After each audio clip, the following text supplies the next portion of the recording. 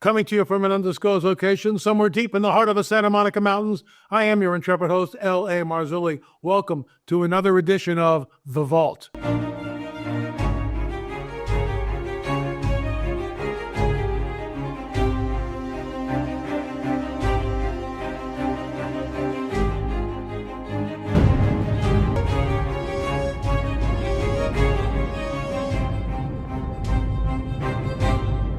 We've been talking about UFOs all week, and I'm going to show you a clip of an interview I did years ago at a Hear the Watchman conference.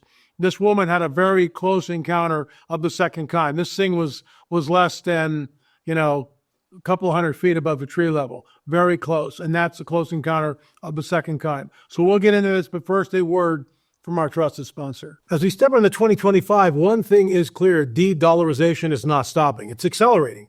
Folks, China and other BRICS nations are scared of President Trump, and it's making them more determined to reduce their dependence on the U.S. dollar to establish themselves as a global economic superpowers. Their secret weapon? Gold. In fact, China resumed buying gold. And you know what makes it even more telling? They underreport their buy. Doesn't it make you wonder why? They recognize its global value and ability to withstand economic shocks. Gold is a global asset with innate value. It's tangible, reliable, and immune to economic manipulation. China and other BRICS countries want to be prepared. They just don't want it known. But this isn't just about nations. It's about you. In a world of shifting economic power, gold is your personal hedge against uncertainty. Noble Gold Investments can help you secure your financial future with gold. Visit noblegoldinvestments.com today to learn more, and with a qualified account, receive 10 1-ounce silver American Eagle coins. That's noblegoldinvestments.com. Folks, please remember that there is a risk, that there's no guarantee of anything when you invest with Noble Gold or you buy gold. There certainly are risks involved. Please make sure that you assess everything before you buy. But once again, noblegoldinvestments.com, noblegoldinvestments.com. Well, welcome to the Vault. For those of you who are new, you're not sure what this is, I have probably, 150 SD cards. An SD card is the card that you put into a camera. And when you record, it records everything on the SD card digitally. So I've got all these out clips and takes and outtakes, which never make it into any of our films, but I think you'll find them interesting. Here's one interview I did with a woman years ago at a Hear the Watchman conference. I want to thank Mike and Jeannie for holding those conferences. They were great, and they had a really good run of it. But she had an encounter, a close encounter of the second kind. Close encounter of the first kind, lights in the sky, but they're far away. Close encounters of the second kind, the craft is up close and personal, which is what this thing was. Third kind, you see the beings, you see the entities, the tall whites, the grays. Fourth kind, you're in communication with them, i.e. you've been abducted. Fifth kind, you're calling them down. And I've known people who have done that. So here's the clip. Of course, I'll weigh in on it at the end. I'm here with Cynthia, who had an encounter. It's a very interesting encounter. And she's going to tell us, thank you, first of all, for being bold enough to share it. And the reason why we do this, folks, is because at the Hear the Watchman conference, where this undisclosed location is, I asked the audience, how many of you have seen a UFO? 30% of the people in the audience raised their hands. So something is going on. The church, for the most part, won't address it, but you're addressing it. And thank you. Tell us your story. Okay, well, the reason, first of all, that I wanted to tell you about it is I hear a lot of people that say they have seen something and what they saw was lights in the sky. They saw, and I've seen something like that also more recently, but this was back in 1981, I think. I was with my first husband at that time. He's since deceased, and I'm remarried. And my neighbor, which I'll just call him Bob. Okay, Bob's always a good name. Yeah. He was older, and we were just sitting around like we often did in the backyard. This is about 30 miles outside of LA in the rural area, La Habra Heights. Okay. And we're kind of in a valley, and I look over and I say, "What's that?" And everybody looks, because we didn't hear anything. We saw a black circle in the sky just above the hill behind our property. All right. And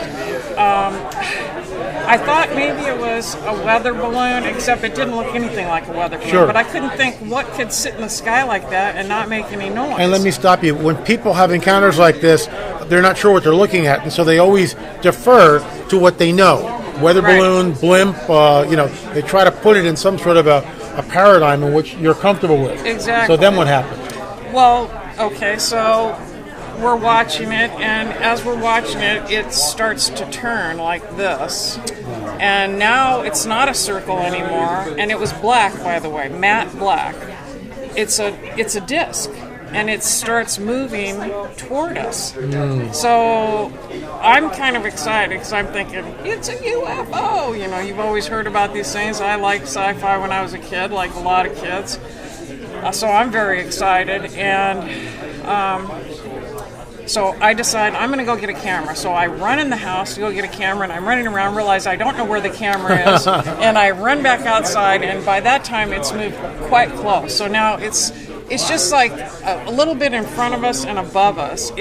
How large was it? It was bigger than a car, but smaller than a small house. Okay. So that's the best way I can describe it. I didn't have a ruler, but Of course not. That's sort of how I And would how say low to the ground was it? you it think? was maybe 100 feet over our So it's heads. pretty close. Very close. Okay. Close enough that I can tell you it didn't have any seams, any nuts and bolts, no windows, nothing but just smooth black. Any sound?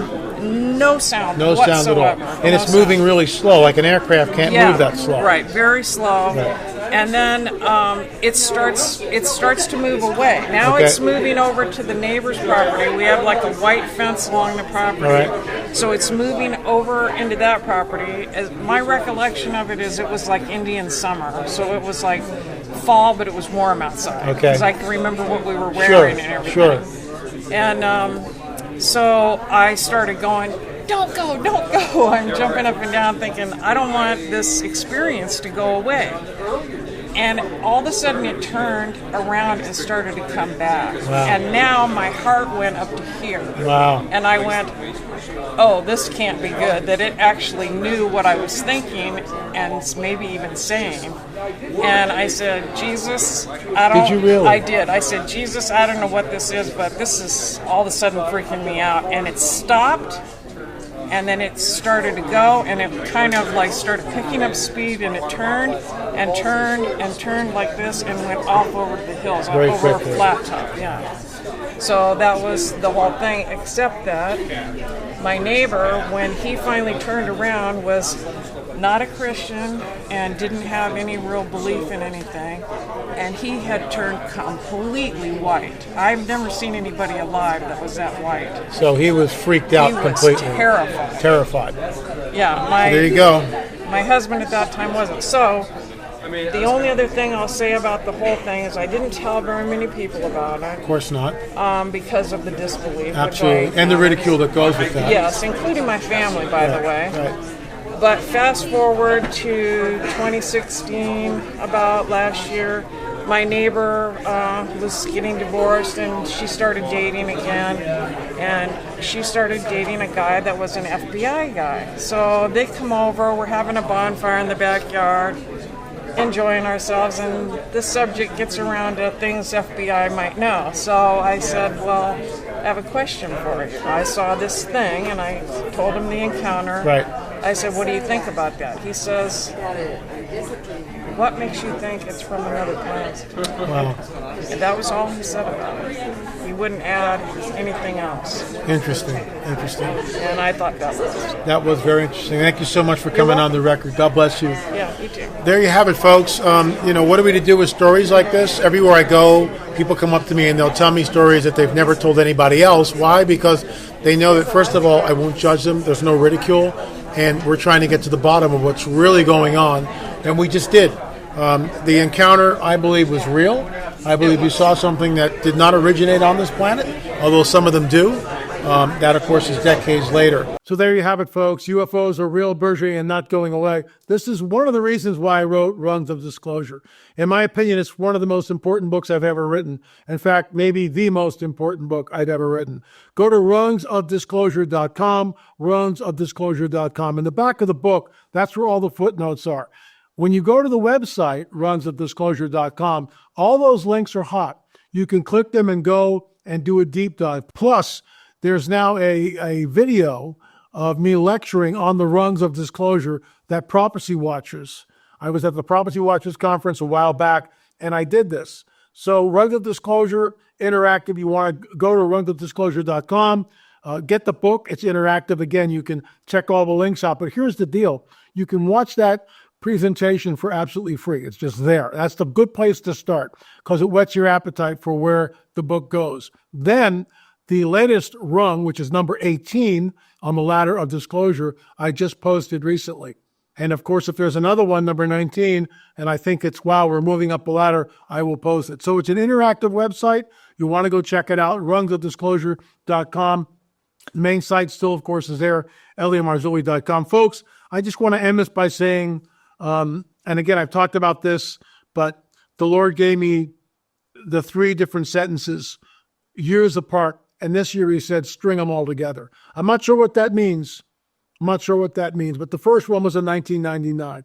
And that was the idea of the UFOs are the coming great deception. The appearance of mile-wide UFOs is a coming great deception. The second one was with my business partner, my late business partner, Richard Shaw. UFOs are real, burgeoning, and not going away. Many of you know that. Of course, it's on our mugs, too. The third one was the Prophecy Watchers. We go up, they come down. We go up, they show up. But the Lord said, 2025, put them all together. What does that mean? I don't know. That's why we watch. That's why we present the material and do these shows. But you string all 3 together. UFOs are real, burgeoning, and not going away. This is the coming great deception. For when we go up, they come down. When we go up, they show up. That's what I'm sticking to. Thanks so much for coming to the Vault. We'll be back again. We're only doing 1 a week of the Vault, but we'll be back next week with another episode. Meantime, my eyes are on the news. If you've got a story, if you've seen something, shoot me an email, la@lamarzulli.net. Thanks so much for watching the Vault, and we'll see you again next time.